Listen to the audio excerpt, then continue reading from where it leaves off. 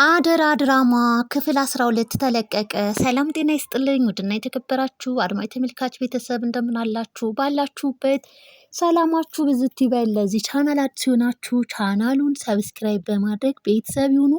ነባሮች ላይክ እና ሼር እያደረጋችሁ አበረታቱኝ ማለት ነው። በባለፈው ክፍል እንዳየነውና እንደተመለከትነው ቃልና ብሌን ተፋጠው ነበረ። ብሌን የቃልን ሚስጥር አንድ ባንድ አወቀችባት። ያወቀችባትም እንግዲህ ለአብሮ አደግ ጓደኛዋ ወደ እነ ሰላም ቤት የመጣችበትን ምክንያት አንድ ባንድ ስትነግራትና ስታስረዳትም ነበረ።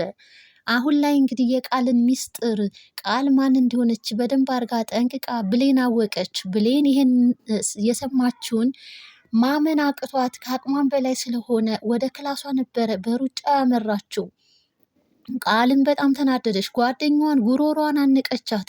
ላይሽ አልፈልግም፣ እዚህ ቤት ሁለተኛ እንዳትመጪ፣ በአንቺ ምክንያት ይኸው ሚስጥሬን አወቀችብኝ ብሌን በማለትም ያችን የጎዳና አብሮ አደጓን አመናጭቃ ጉሮሯን አንቃ ነበር ከቤት እንድትወጣና ሁለተኛ አጠገቧ እንዳትደርስ ያስጠነቀቀቻት። ያችም እንግዲህ ጓደኛዋ በቃ ጥሩ ነው ሚስጥርሽ እኔ ጋ መኖሩን አንቺ ለካ ዘንግተሻል፣ በቀጣይ ስመጣ ግን ሚስጥርሽን ነው አደባባይ የማወጣልሽ በማለትም እንግዲህ ክፉኛ ተቀይማ ትሄዳለች ማለት ነው። ቃል ወደ ብሌን ክላስ አመራች። በሩን ብትቆፈቁፍም ክፈችና እንነጋገር፣ ብሌን የሰማችው ነገር እውነት አይደለም ብትላትም ብሌን ግን የሰማችው ነገር ከአቅሟ በላይ ስለሆነ ልታናግራትም ሆነ በሩን ልትከፍት ፈቃደኛም አልሆነችም። እናም እንግዲህ ለዳጊ ነበረ ስልክ የደወለችው። ዳጊ እንግዲህ ባለማወቅ እናቱን አግቷል። ስለታዘዘና ዛቻ ስላለበት ስለታዘዘ እናቱን እንግዲህ አግቷታል። በኃይሉና የበኃይሉ አጋዥ ሁነው እንግዲህ የብሌንን አሳዳጊ እያሰቃዩትም ተመልክተን ነበረ። እንደውም በህይወት የምትተርፍም አልመሰለንም ነበረ። ብሌን እንግዲህ እያለቀሰችም እንደው ምንጉር ነው የኔ ፈተና ግን ለምንድን ነው እንደዚህ የሚበዛብኝ በማለትም ዳጊም ፈልጋው ነበረ። በሰዓቱ ስትደውልለት ራቅ ያለ ቦታ እንዳለና በቅርብ እንደሌለ ይነግራታል። ፈልጌህ ነበረ ስትለውም እና ታዲያ የሆነ ስራ ነበረኝ እንድመጣ ፈልገሽ ነው እንዴ አሁን ሲላት፣ አይ ስራህን ጨርሰህ ላገኝህ እፈልጋለሁ በማለትም ነበረ የስልክ ንግግሯን የጨረሰችው። ዳጊም እንግዲህ እናቱ ወደ ታገተችበት ክላስ በሩን በመክፈት ሄዶ ሲመለከታት እናትየዋ እጅጉን በጣም በሚያሳዝን ሁኔታ እንግዲህ ምንም ትንፋሽ አልነበራትም። በባለፈው ክፍል እንግዲህ ነፍስ ውጪ ነፍስ ግቢ ስታጣጥር ነበረ። ዳጊ ሲያያት እናትየዋ እንደ ሞተች ነበር የተመለከተው። ስቅስቅም ብሎ አለቀሰ። እዛው አጠገቧ እያለቀሰ ሳለ እናትየዋ እንግዲህ ነፍስ ሰርቶባቸው ዘወር ዘወር ሲሉ የፍልጥ ፍንካች ያገኙና ዳጊን እንግዲህ ይመቱታል ማለት ነው። እናትየዋም እንግዲህ ለማምለጥ ፈልገውም ነበር፣ ነገር ግን ሊያመልጡም አልቻሉም ማለት ነው። እንግዲህ ብሌን እኔ እስከ መቼ ነው እዚህ በር ዘግቼ የምቀመጠው? እንግዲህ ልውጣና ቃልን ልጋፈጥ እንጂ በማለትም በሩን ከፍታ ስትወጣ ስልክ ይደወልለታል። እናትሽኛ ጋር ነው ያለችው፣ አንቺ በረሮ እናትሽን አግተናታል፣ የምንልሽን ነገር መስማትና አርፈሽ ብትቀመጭ ይሻልሻል በማለት የስልክ ዛቻ ይደወልባታል። እንግዲህ ብሌን መቋቋም አቅቷታል። የኔ ምስኪን እናት እያለች ስቅስቅ ብላ አለቀሰች። በቁሟም ዝንፍልፍል ብላ ልትወርቅም ነበረ።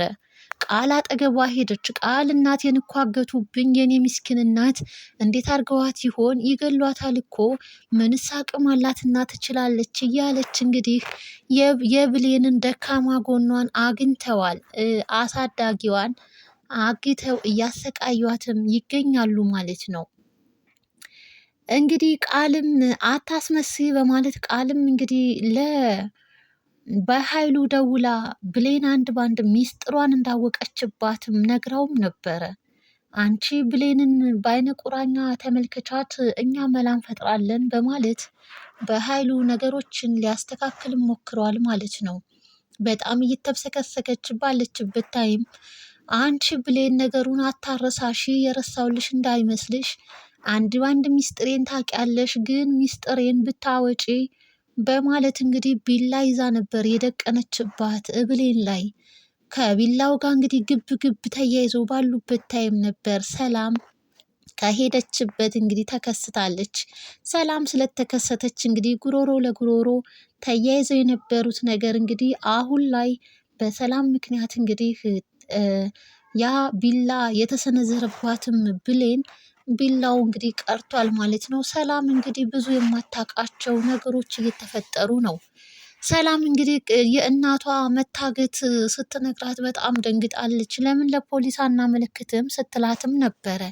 ለፖሊስማ እንደማይቻል ብቻ ምክንያት ፈጥሮ እንግዲህ አንዳንድ ነገሮችን በማለት ነው በቃ እስኪ ወደ ቤት እንግባና እንመካከር በማለት ሰላምዬ እንግዲህ ብሌንን እቅፍ አድርጋ ነበር ስታጽናናት የነበረው።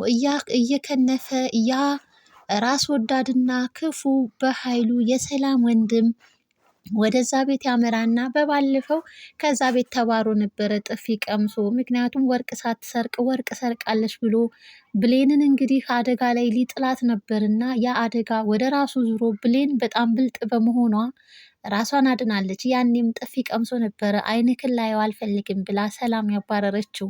እናም እንግዲህ ብሌንዬ በድዬሻለሁ በማለት ድንጋይ ተሸክሞ ነበር ከእግራቸው ስር ወድቆ ይቅርታ ብሎ የጠየቀው። እናም ብሌንም ይቅርታ አድርጌልሃለሁ አለችው። እናም እንግዲህ ሰላምንም ይቅርታ እህቴ አይለምደኝም ሁለተኛ እያለ ለብሌን ደግሞ በውስጡ ገና አልለቅሽም አንቺንማ በህይወት መኖርሽን እንድትጠይ ሁሉንም አድርገው እያለም እየፎከረባት ተመልክተነዋል ማለት ነው። ለብሌን ስልክ ይደወልላታል ከዛ ቤት ለቃ እንድትወጣ። ከዛ ቤት ለቀሽ ከወጣሽ እናትሽ ትለቀቅልሻለች ብለዋታል። እናም እንግዲህ ብሌን በጣም በሚያሳዝን ሁኔታ እንግዲህ ደካማ ጎኗን አግኝተዋል። እሷም አሳዳጊ እናቷ ነች። እናም እንግዲህ በቃ እሺ ብቻ እናቴ ልቀቁልኝ በማለትም በቃ ለሰላም የሰው ቤት ሰራተኝነት መሆን አልፈልግም ብለሻት ነው የምትወጪው ብለውም እንግዲህ ጓዟን ሽክፍ አድርጋ ሰላምንም ተሰናብታታለች። እናም እንግዲህ በጣም በሚገርምና በሚያሳዝን ሁኔታ ዳጊም እንግዲህ ተመቶ እንግዲህ ጭንቅላቱ ተፈንክቶ አይተዋለች። ምን ሆነህ ነው እያለች እንግዲህ እጅጉን በጣም አዝናን ስፍስፍ እያለች ስትጠይቀውም ነበረ። አይ ደህና ነኝ ምናምን እያለ ብቻ እሱም በሆነውና በተደረገው ነገር እጅጉን በጣም ጸጽቶት እንግዲህ ተመልክተናል ማለት ነው።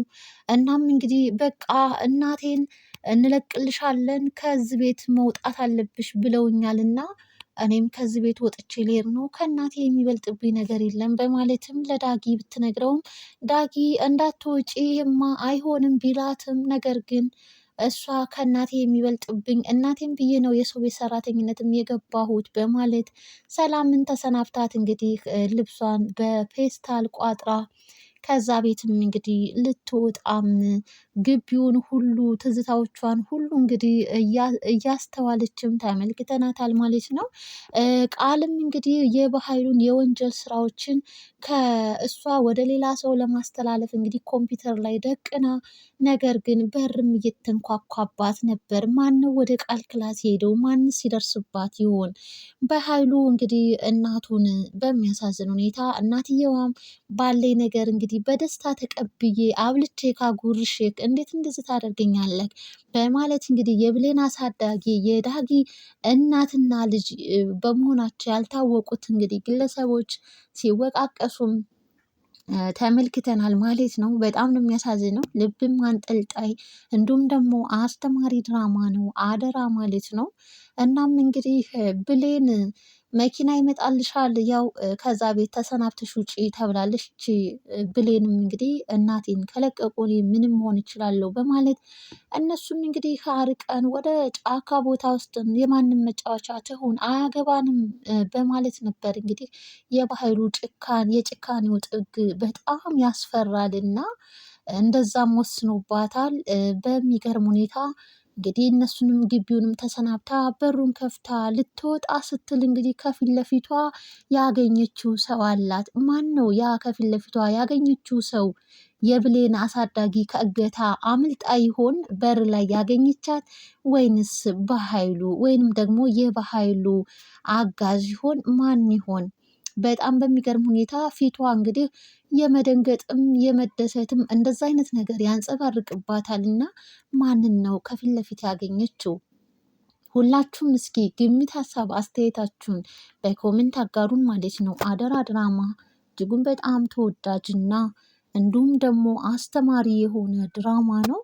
መሳጭም ነው። ላይክ፣ ሼር፣ ሰብስክራይብ እያደረጋችሁ ተመልከቱ።